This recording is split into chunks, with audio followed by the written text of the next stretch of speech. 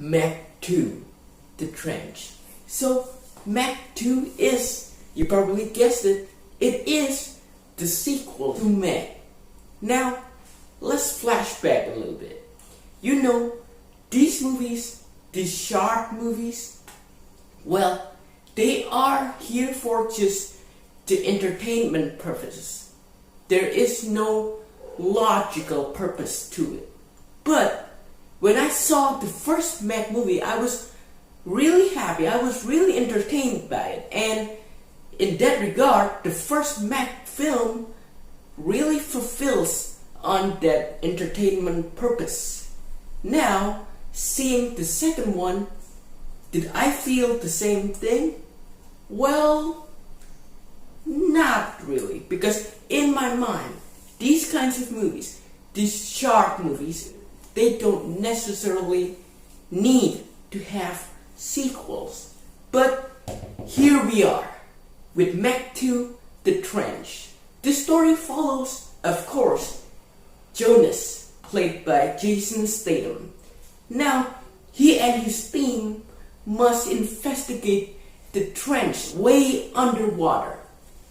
And in this trench, there are a lot of sea monsters. There is some Krakens, and there's also some dinosaurs and everything else. Everything weird that we have never explored before. So yes, based on the plot synopsis that I briefly gave you, it seems clear that this film is not just about the Meg.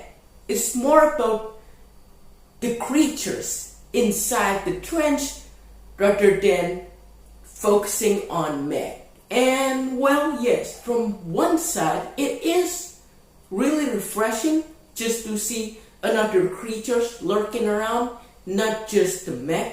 But on the other hand, this is a Meg movie, so the story should be focusing on the Meg rather than anything else. That is my first problem with this film.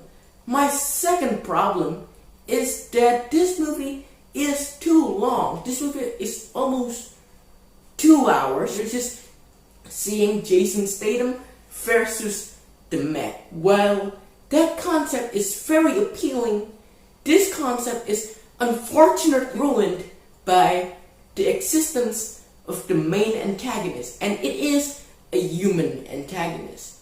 And in my mind, in my logic, a movie like this should just focus on the creatures, go wild with it, rather than just focusing on the antagonist, the human antagonist, because we have seen it too much.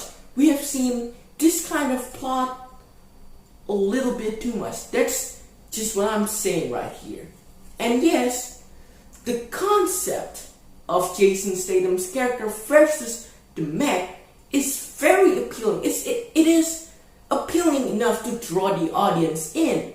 You didn't need to add this antagonist, this second antagonist, which is a human. That is my second problem. This story is unfocused because there are two elements that is very contradictory. And while I have these problems, I do think that the performances, especially Jason Statham, it is very good. You know, the performances, they're doing alright. They did their best with the characters and the materials that they were given. But then again, the story is just too similar at some cases, at some points. The structure of the story is very much the same, just Jason Statham versus Meg. And well, yeah, this film is quite too long for a movie like this. And this is the biggest problem. This film did not need a sequel. Yes, they tried to go wild with it, but I just can't imagine how they would do Meg 3 just the same way that they did this film. If they want to create another Meg film in this franchise, you gotta go wild with it. You gotta invent something new, something intriguing that we have never seen before in a movie like this. And yes, this movie did try, but the outcome of that is that the Meg itself got foreshadowed into the story, into this giant action film. And well, this film doesn't need your logic, you know. And if that is your kind of a movie, you're just here to have fun, that is a good thing. You can still enjoy this film very, very much. You can still be entertained with this film. But there is some missing layers of logic that I wish were very present. Like this shot right here. Is this shot really logical to you if you're speaking logic? Even though I know in these kinds of movies you have to throw your logic into the trash can in order to enjoy it.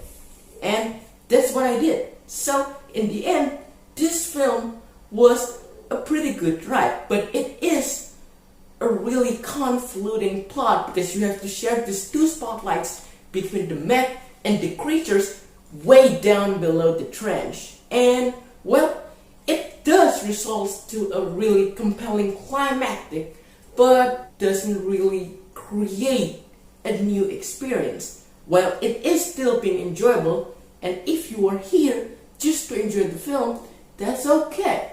So, based on my criticisms and also my pros and cons, I will give the Meg 2, The Trench, a 5 out of 10. I think that is a fair score. Again, 5 isn't bad. It's just mediocre. You can still enjoy the film throwing your logic into the trash can, which what I did for this film. And yeah, 5 out of 10. And tell me guys, did you enjoy the first Meg even more than this one, or the other way around? Comment down below, tell me what you think about this film. Is it good? Is it bad? Is it mediocre? Tell me what you're thinking about this film. And thanks for watching.